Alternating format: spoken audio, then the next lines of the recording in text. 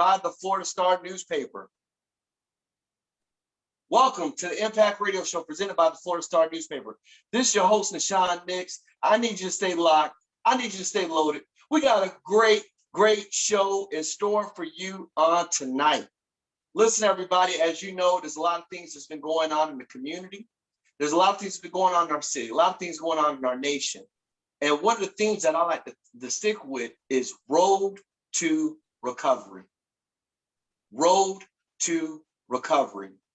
Some of us have lost loved ones due to this deadly pandemic. And for some of us, we've actually been diagnosed with the virus. Some of us are still have, lingering effects, lingering impacts. Our youth, when you look at education, being out of school for almost a year, and then doing hybrid models for almost another year. I mean, some way, some shape, some form, we have all been impacted. And now I believe this is our time for recovery. With our guests today, I'd like to hear, and I'd like for you to hear, and for those of you on social media, you get the chance to watch live in real time, some of their resources or some of their wherewithal to help us move our city to the next level. Before we do that, I do want to encourage everyone to please subscribe to the Florida Star newspaper, one of the oldest Black-owned newspapers in the South. Once again, that's thefloridastar.com, thefloridastar.com. We have over 30,000 subscribers with the Georgia Star spanning South Georgia and the Florida Star newspaper spanning North Florida. So please promote your product, promote your business, and promote your service. Our first guest on tonight, this is not his first time on the Impact Radio Show, so welcome back, Councilman Matt Carlucci. How you feeling on tonight? Feel great. Great to be with you, Nahshon. You're so energetic. I love it. So thank you for having me on. Yes, and you're currently serving as our city council member at large here in the city of Jacksonville in the consolidated government, but you also have some future aspirations. Am I correct about that? Well, you're correct. I've served 4 terms, counting this one, on the city council. 3 have been at large. So I have represented the county and the city as a whole for nearly 10 years, going on 12 when this is through. And then I was a district councilman for 4 years. So this is not my first rodeo, but the great thing about running and serving at large is you get to meet so many different people from all sides of town. You learn the different cultures and traditions that each side of town has. And I really, to tell you the truth, I believe we need to work hard at getting to know each other better as a city. And when we get to know each other better as a city, we'll get to know we'll get to know better of where we all want to go as a whole. And, there's just so many different traditions that each part of the city loves, but yet maybe another part of the city doesn't even understand it. I think we need to start to understand one another and where we come from and what's important to us. And that way we can kind of put the puzzles together. We can put the pieces of the puzzle together to make up the whole of what Jacksonville should be.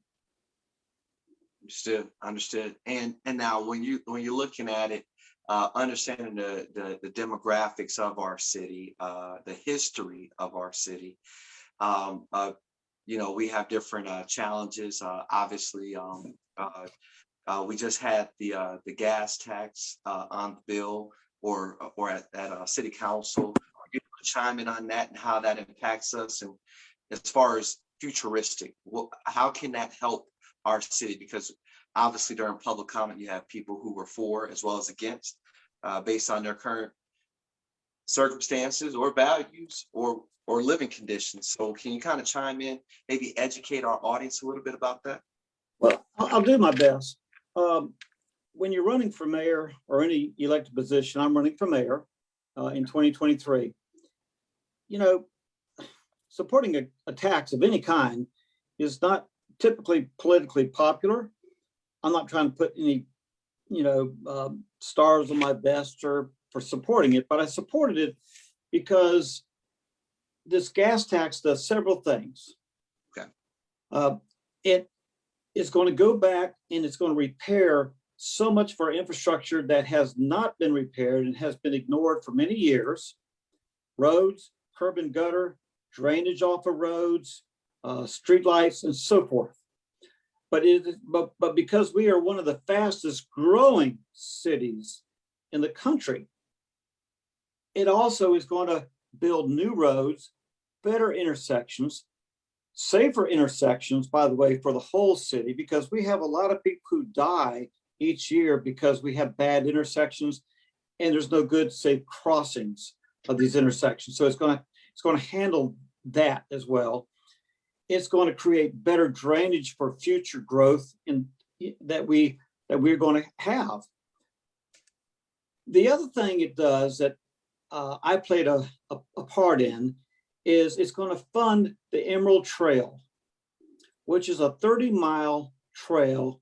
The trail is not like a hiking trail. It's a 14-foot wide concrete or asphalt trail where people can bike, people can ride a scooter, people can walk and exercise, people can walk to different parks that are going to be connected, different green spaces, and they can picnic, whatever. But the biggest thing that this will do, this Emerald Trail, it's going to connect a lot of our inner city neighborhoods that have been siloed for so many years, or even bulkheaded away from each other. And so I can be going through the Emerald Trail, and I can visit neighborhoods on the east side. I can visit neighborhoods in Moncrief. I can visit neighborhoods over near Edward Waters College. I can visit neighborhoods in downtown Jacksonville, and even over into San Marco and into the Brooklyn area and so forth. I'm just so excited about it. Now, once the gas tax is done, that's going to free up money. That's going to allow $100,000 worth of septic tank remediation, failing septic tank remediation, to be addressed, so that no longer will our vulnerable neighborhoods, wherever they are in Jacksonville, but most of them are on the northwest side of town with the failing septic tanks. They just are. And it's going to allow them to be hooked up with city sewer, and they'll even get new water lines. They'll get new roads, new curb and guttering. It's expensive to do that, but it's something that we must do. So the gas tax does a whole lot more than just tax people. It's an investment in our people, in our past, in our future. And while we reach into the future, we must never forget the past. And this gas tax does all of that. And I'm a big supporter of it. And so I voted for it, and it's not going to be perfect. Nothing's perfect. You add on to your house, nothing goes perfect. You ever add it onto your house, Nahshon? Nothing ever goes perfect, right? Perfect, right. Same with the city. But I will tell you, it's going to be a great investment in all of our people, white, black, rich, poor, Republican, Democrat. It doesn't matter what ethnicity you come from. We're going to start to get to know each other better. And it's going to open up job opportunities and entrepreneurial opportunities for people along the trail, and people that have businesses along this trail. It's going to help them have more customers coming by and stepping in for something to drink, a cup of coffee, a diner, whatever. Yes. And now, before we go into our break and before we let you go, Yes, sir. for those who may not be aware of who you are, can you kind of lay out your platform for us one more time? Okay. Well, my name is Matt Carlucci. I was born and raised here in Jacksonville, Florida. I'm married to my wife, Karen. We've been married 43 years. I've been a state farm agent for 40 years. I've served 4 terms on the council, counting this one. I have 2 wonderful sons who are very successful, God-fearing. We all, try our best to be the best Christian following people that we can. We're not perfect, but we try.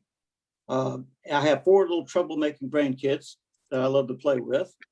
And I love learning about Jacksonville's history. I love family activities, and I love to fish when I get a chance for brim and bluegill. Those are my 2, brim, bluegill, and bass. That's what I love to fish for. My platform, first of all, I believe we need a clean break from the current culture of our government in the way that we've approached government here in Jacksonville. Although I will say the mayor has made great strides to change the way that government has presented and been transparent about issues. I think the mayor did a great job in making sure there's plenty of town meetings for the gas tax and other issues. But my government, my way of thinking is we govern from the bottom up so that the people understand what we want to propose, what we think is better for the city, but we want the people to have a chance to engage, to weigh in, to say what they think, for them to dream big about our city. And I want to have community conversations. And we're going to have conversations on several different subjects, but one tough one is going to be race. But we have to have those conversations so we can begin to love each other as a community. And for the great St. Johns River we have, sometimes that has kind of divided us. And so we need to celebrate the river. We need to be able to cross that bridge. And when we get over to the other side, understand, what the people who live on the south side or the north side or the west side or whatever, what makes their communities important to the whole of Jacksonville. I will have 4 pillars that I will be leaning on in our government. Integrity, transparency, public involvement from everybody, no voices silenced, public involvement, and then action while I surround myself with the best and brightest, but not only the best and brightest, but the best and brightest made up of a group of people who look like Jacksonville: Black, white, Hispanic, Republican, Democrat, rich, and poor. As long as they care about Jacksonville, love Jacksonville, I want them to be a part of our future. And I mean, I could go on. I don't want to take up too much time because I know you have a great guest on besides myself. But I want to invest in our people. I want more dollars invested in public services grants for people that have health needs but have no health insurance. And they have nowhere else to go. We have the greatest health medical facilities in the world here in Jacksonville, but not everybody can take advantage of them. I want everyone to be able to take advantage of them.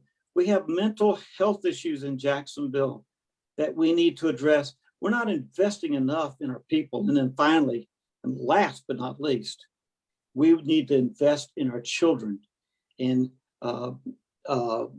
prevention, intervention, treatment, wraparound services so these children get everything they need if they're lacking something at the house. And let's face it, we all don't grow up in a perfect family. And we all, white or black, whatever, you got to have help raising your children. My wife and I were the best parents we possibly could be. But you know what? I can tell you one thing right now. I saw this man this weekend, Rudy LeCount. He was my son's coach. He played a big role in my son's upbringing. So it takes a village, and it takes us all working together. And I want to pull all those resources together. Yes. Well, Ms. Carlucci, you hit a couple things pertaining to my personal interest. Number one is the youth, because we got to make sure that this city is better for them, and from a holistic perspective. And another thing is public safety with these roads. Jacksonville consecutively led the state with most pedestrian deaths. And to the Britton family, one of my good friends, with the new construction and new builds, sometimes I guess for some reason it's hard for people when they're on ramping to go in the right direction, And he was actually killed in a head-on collision. But like I said, public safety, our roads, the infrastructure is a big demand. And then we're going into the Northwest Quadrant. One of my things pertaining to big business and development is that it's impossible to attract businesses if the infrastructure is not conducive for growth. And so this will not be your last time on the Impact Radio Show, but you struck a nerve with me with a couple things that in your platform, and hopefully our listening and viewing audience does their due diligence as you continue to make yourself accessible.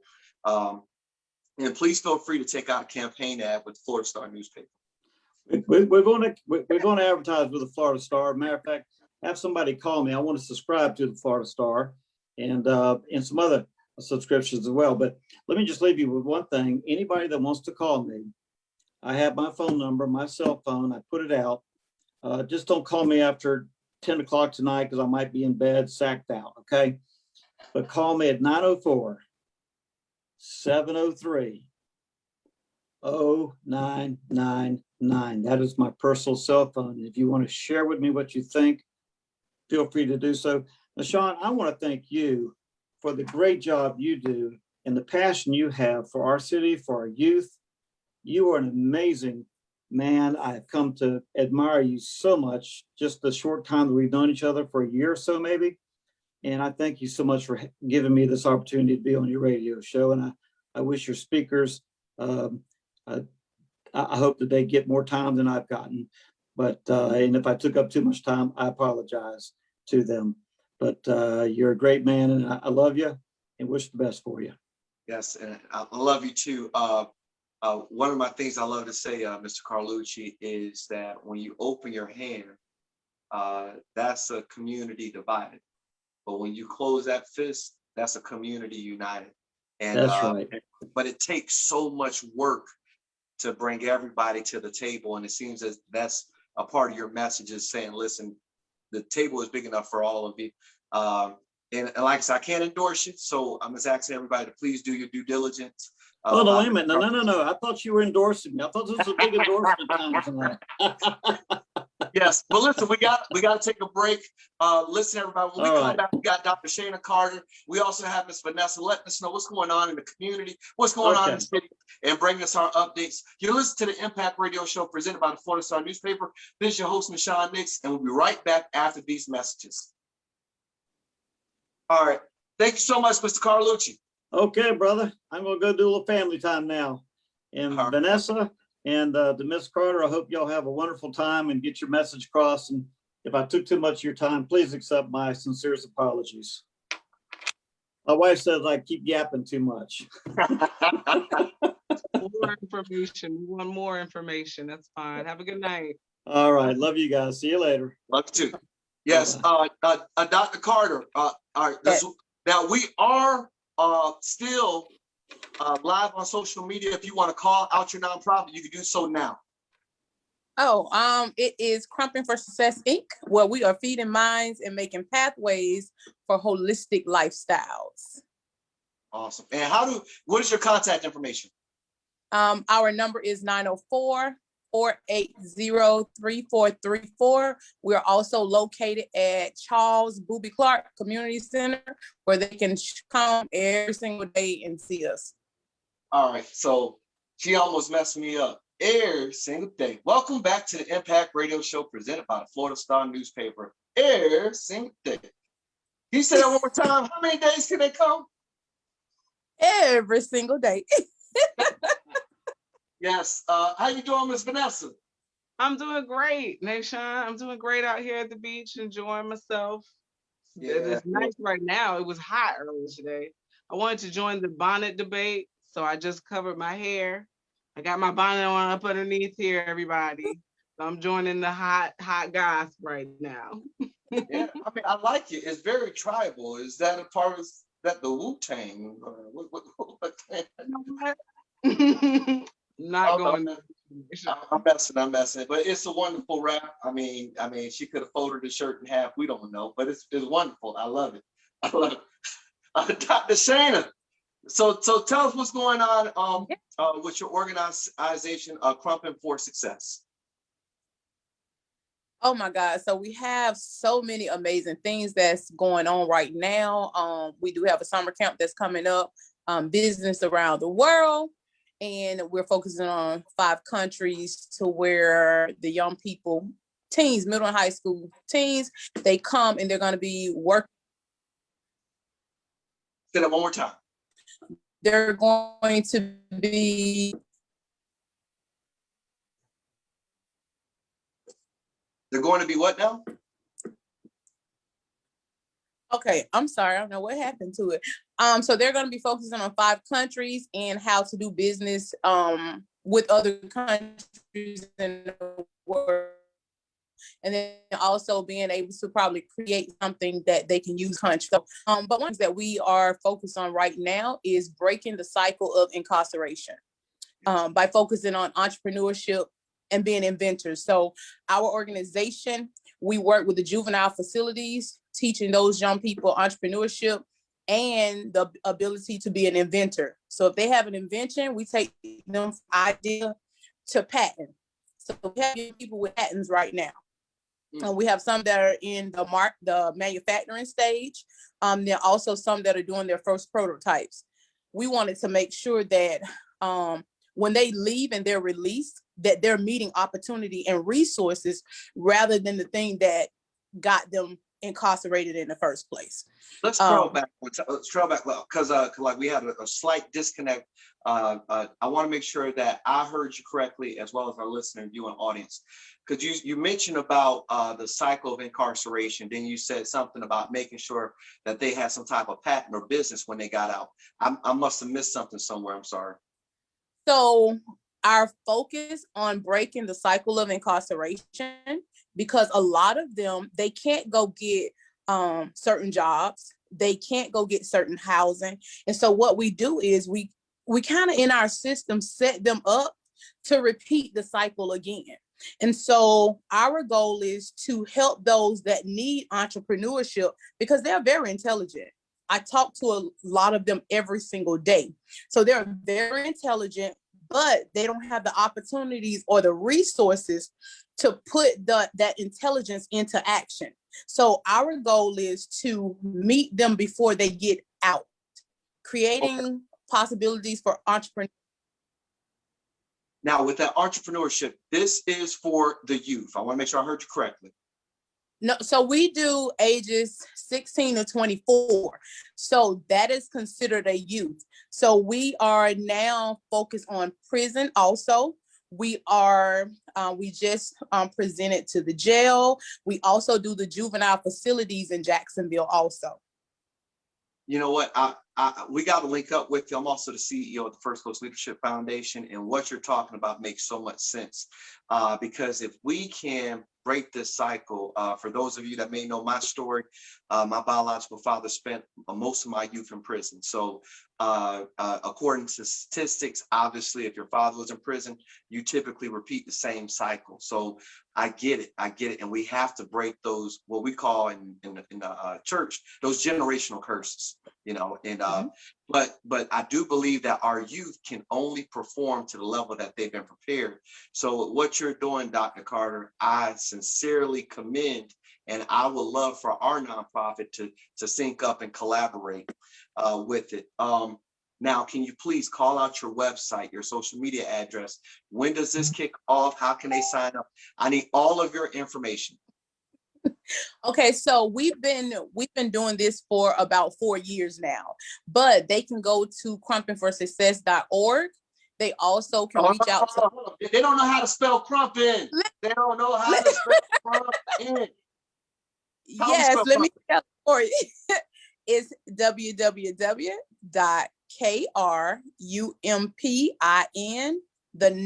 4 success, which is success.org. They can go to our website.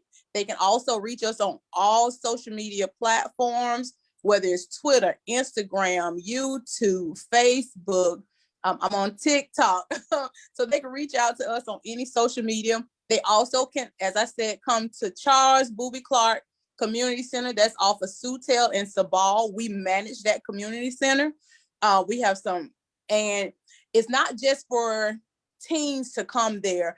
During summer camp it is, but any other time, people in the community that need assistance with, if they want to start a business, if they want to use our equipment, if they want to start a t-shirt business, guess what? They can come to our center, use our equipment, and be able to start businesses. I want to make sure that we're reaching people and giving them the opportunities that they otherwise would not see. And that is our goal. Yes, Dr. Carter, I'm going to have to bring you back in because you're right in my alley. With the nonprofit that we run, we fed thousands of families, and we partnered to help feed those families. And someone knocked on the door and said, how come we're not feeding people? And my response was, because we're focusing on employing people. And if we can help people get work, they can buy their own food. And our objective is to go from giving that fish to teaching how to fish. And so that way, instead of depending on the nonprofit, you can actually support the nonprofit, and to where it's a reciprocal relationship, and it's empowering. And I love your narrative, because you talked about 5 countries. We are a port city. I had an opportunity to sit down with Mr. Brian Williams, who's over set-asides with Jack's Port. So we need to be able to sit down with Aisha Eccleston and say, how can we move some stuff to Shanghai? How can we move product to Nigeria? Or how can we move these T-shirts? And anyways, I love it. I love it. I love it. Call out your website one more time, and then we're going to go over to Miss Vanessa to find out what's going on, around the city with her beach and bougie self. So our website is www.krumpin4success.org, and we are at 8793 Sabal Road. You can come there between 10 and 6 every single day. Definitely come after next week. We're redoing the entire center, and every room is focused on a different city in the United States. So we have the Hollywood room, the Vegas room, the New York design and fashion room. So you'll be able to come and kind of see the things that we wanted to bring into the community, let them experience. I'm coming next week. You can come play Pac-Man arcade game with me. I'm coming next week. I'm bringing some of my non-alcoholic water with me too, from Kemper alkaline. I'm gonna bring my water from the Kemper, and we're gonna play arcade games. And I probably still have some of her water in the kitchen too, because you know about that? You know about that? You know about that Kemper water? I'm messing with you. Miss Vanessa, what's going on around the city? Talk to us. First of all, once again, excellent conversation. I mean, couldn't have been better paired. We had Matt Carlucci talking about his plans for the city. We had this beautiful woman here discussing what she's been doing in our city on the nonprofit arm. Obviously, you're there to just make the mix. I love it. So to his point, the Southeast Development Group has been talking about the riverfront, JAGS. We all just saw they had a press conference about what they want to do on the riverfront. So the river is the hot topic for this week in the city. And my suggestion is on June 8th, they're having another discussion about what people want to see on our riverfront. Do you want to see parks? I went with my kids. I'll probably be out there on June 8th at the Ritz Museum. And you kind of get a chance to hear from the community what they think. The last one was at a church out east that I attended, and it was really interesting. So please just let that be in your mind. What do you want to see? It's going to be billions and billions of dollars spent at Jacksonville. What do you want the heart of our city to look like for eternity? Yes, and now, one of the things I do want to do is put a plug out for the Florida Star newspaper. If you have a business, a product, a service, an event, something that you want to promote or make the community aware of, thefloridastar.com, thefloridastar.com. Over 30,000 subscribers. You can take an ad out in print, digital. I mean, we have a social media presence as well. Do business with one of the oldest Black-owned newspapers in the South. And I want to close with this one thought, because people talk about social justice and they didn't quite get it. So what I had to do, Dr. Carter, is I said, what is social status? And they said, well, social status is like based on how much money you make. You got the poor, and you got the middle class, and you got the upper class. I said, and that is your social status, right? Yes. And then I said, well, what is injustice? Well, injustice is something that was supposed to be fixed, but wasn't, either by the government or someone that was in charge. I said, perfect.